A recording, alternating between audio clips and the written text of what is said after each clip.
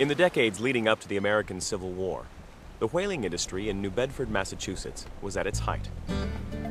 By 1857, New Bedford boasted 329 vessels, employing over 10,000 men. That many sailors aboard these whaling ships were Portuguese was not surprising. The reputation of Portuguese as seafarers dated back to the age of exploration, with Vasco da Gama, Magellan, and others. The reason so many who sailed out of New Bedford Harbor were Portuguese had more to do with geography and trade winds than reputation. The Portuguese archipelago of the Azores was perfectly situated to lend support to the American whaling industry, being in the path of whale migration in the North Atlantic, and ideally situated for restocking supplies and providing new crews to the whaling ships. In fact, my own great-grandfather, Jorge Machado Fontes, came to New Bedford in 1850 on one of those American whaling ships. This was the first of 3 phases of Portuguese immigration to America, and specifically to southeastern Massachusetts, making the Fall River, Taunton, New Bedford area home to the largest and oldest Portuguese community in the United States. With the introduction of kerosene and electric lamps in 1879 came the decline of whaling. But in New Bedford, Fall River, and Lowell, Massachusetts, as well as in Rhode Island, another industry was on the rise: textiles.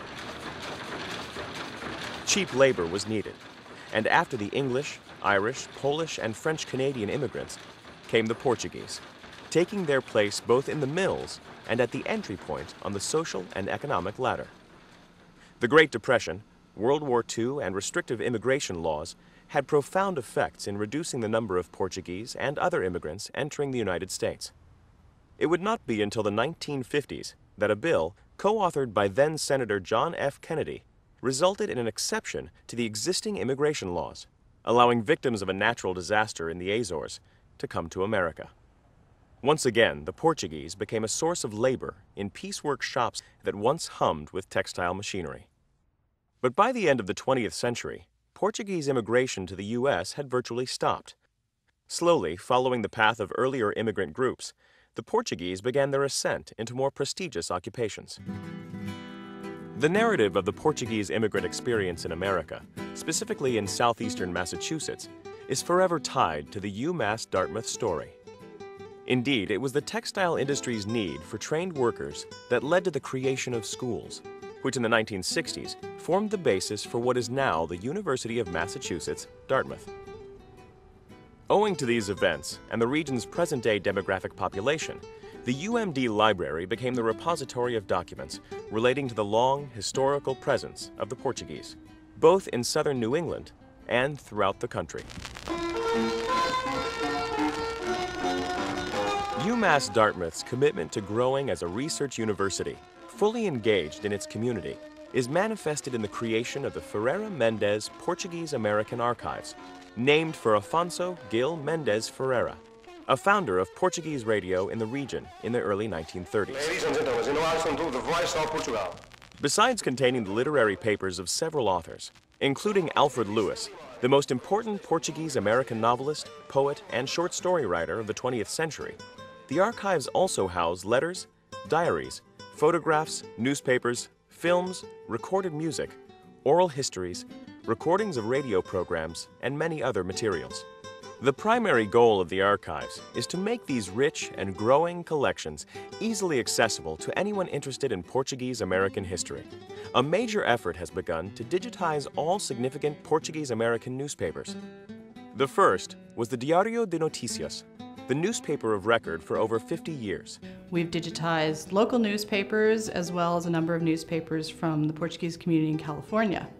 This gives us a national and global perspective, but we're always looking for more materials to include in the collection from other parts of the United States and also from countries like Brazil. The Portuguese-American experience is an American story like that of countless immigrants to the United States throughout history.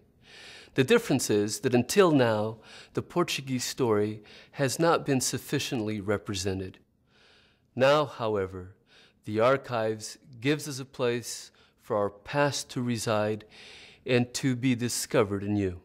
With these documents, you can make a story of a person's life, and that would be the life of your great-grandparents, your parents, or maybe yourself. And it's very touching for me to be able to have access to these kinds of documents.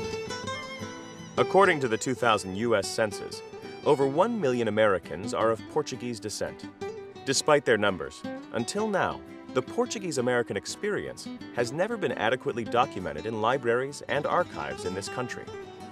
The UMass Dartmouth Center for Portuguese Studies and Culture, together with the Ferriera-Mendes Portuguese-American Archives, is taking steps to document the Portuguese immigrant and ethnic experience in the United States. The archives are the most important resource of their kind ever at any institution in this country or abroad. They preserve the history, accomplishments, milestones, and enduring legacy of a people whose hope and courage brought them to a new land and made them part of the American experience.